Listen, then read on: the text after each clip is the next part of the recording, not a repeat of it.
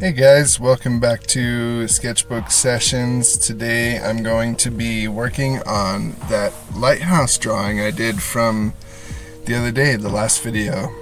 This time I'm going to watercolor it. So that should be a lot of fun. I encourage you to just sit back and relax and maybe bring out a sketchbook and start working on your own project. So this time I tried something new, which was actually pretty neat. I realized that I drew this in my sketchbook, which means that the back page actually had some other artwork on it, or the back of the page I should say, and I don't know, I didn't want to risk that ink bleeding through when I put water on it or whatever. So I just copied it. I scanned it in, and then I loaded my printer with watercolor paper, which I wasn't really sure if that was going to work or not, but it did work, and that's kind of neat. In retrospect, I might have actually enlarged it just a little bit because this was a tiny little painting. I do think that that's kind of neat though. I think I'll enjoy having it this size. I'm going to make cards and send them out to all my patrons, so if you're not signed up yet, be sure and click that link in the description and sign up. It's pretty cheap and you get art in the mail every month. Should be a lot of fun. So this painting is really small, as you can tell. I think it's maybe like 4 or 5 inches tall. I don't think there's any kind of special technique that I'm going with here. It's pretty straightforward. Basically, I just needed to get the paper wet and get my paints wet, so I got this cool little like mister bottle that I sprayed the paper down with first, and then I sprayed my paints down with the mister bottle, and then I just took the biggest brush I could find offhand. It kind of a stiff bristle brush. I definitely recommend using a softer bristle brush if you're doing watercolor, but it's all I could find at the moment. So then I just kind of put some color down on the background just as like a base layer just to start off with. Then I'll go in a little bit more detailed with my smaller like aqua feeding brush. These things are pretty neat, honestly. I have a few of them. The medium-sized one that I usually use seems to have gone missing at the moment, but that's alright. This small one did the job. It's pretty neat because it has water inside the chamber there, so it kind of applies water with the paint as you're brushing. I really like these things a lot. If you haven't tried watercolor before, I definitely highly encourage you to do so. I think it's kind of a fun, freeing way to color.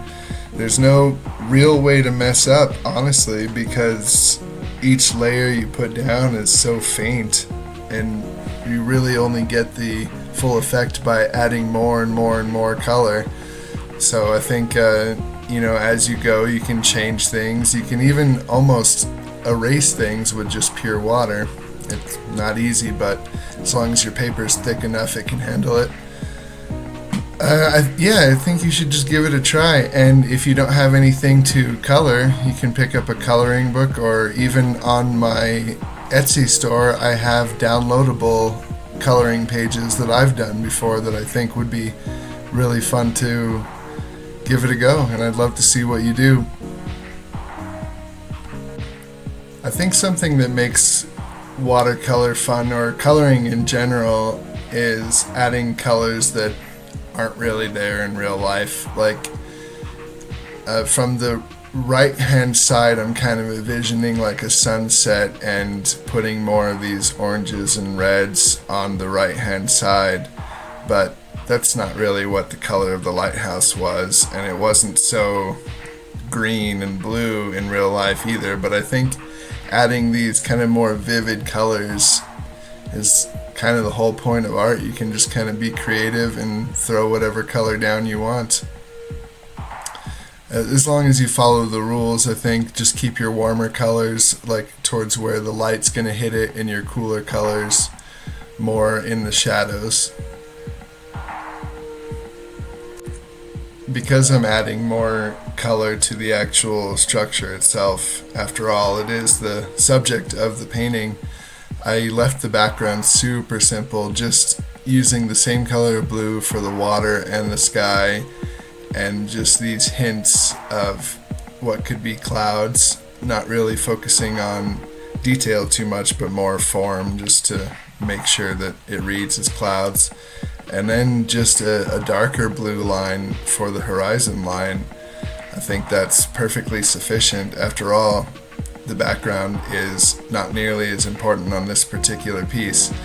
That being said, I do think making a good background completes a good artwork, but this little thing is only 5 inches tall, and I really didn't want it to be too crowded with information. But I think in the end it actually worked out pretty well. I'm pretty happy with it. And like I said, I think watercolor is kind of fun and freeing that way. You can kind of go in without a plan and just see what happens. So here we are, nearing the end of the video. I'm almost done painting this. Hope you guys enjoyed what you saw. Let me know in the comments how you feel about this, and I will talk to you soon with another video. Bye.